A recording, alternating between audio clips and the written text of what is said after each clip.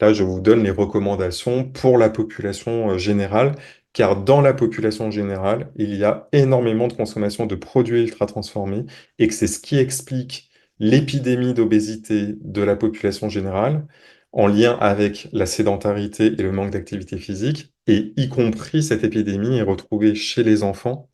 D'où la question d'influenceurs ou de produits placés à destination des enfants et des produits ultra transformés qui posent une vraie question actuellement sur notre société et les décisions politiques qui sont attendues pour avoir un véritable impact sur la consommation des produits ultra transformés.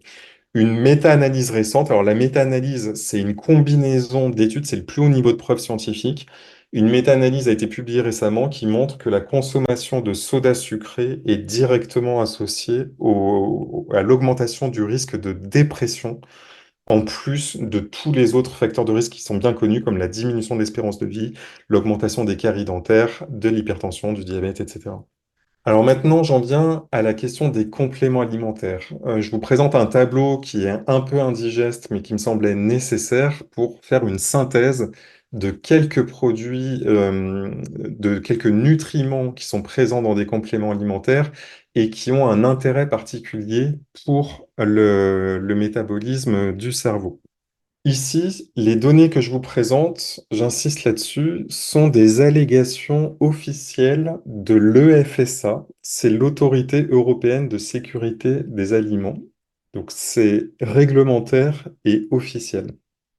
Et ce sont des rapports qui datent pour la plupart des années 2008, 2009, 2010, quelques-uns sont de 2015 ou 2018.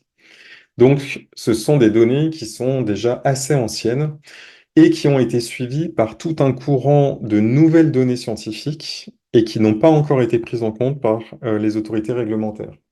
Et j'insiste là-dessus pour dire que les compléments alimentaires ont montré une efficacité, qu'elle est reconnue au niveau européen, et donc, il y a des allégations de santé qui sont associées à certains nutriments. Ça, c'est pour les personnes qui peuvent dire que les compléments alimentaires ne servent à rien si on mange équilibré et diversifié. C'est ce que je pensais aussi jusqu'à étudier les données épidémiologiques de l'alimentation, notamment en France, avec les rapports de l'ANSES.